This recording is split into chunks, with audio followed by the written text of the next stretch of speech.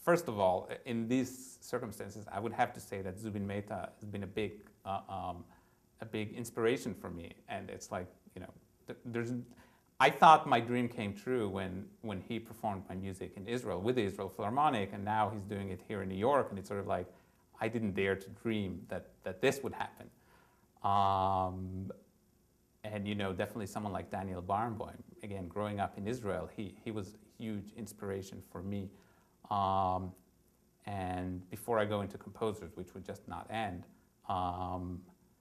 you know, I think John McLaughlin, the guitar player, the jazz guitar player, has been I've always admired him.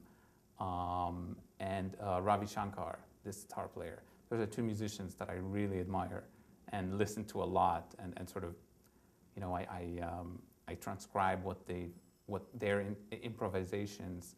Oh, and I would say also Art Tatum. You know, I find that people who are like in folk music or jazz music and improvise, they sort of keep a certain amount of freedom that we tend to lose when we're sitting there and writing, and that's it. So, you know, I think Bach, for example, who is probably, well, in my opinion, is the greatest composer of all times.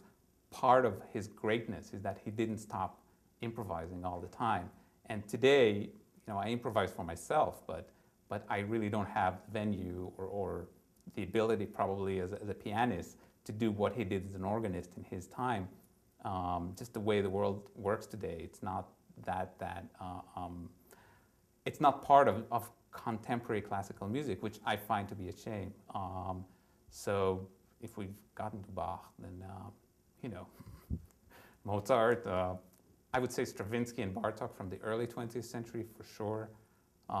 My two teachers, John Corliano here and Yosef Bardanishvili in Israel, they were both, you know, I don't think I could write anything close to what I'm writing, the level that I'm writing today without these two people.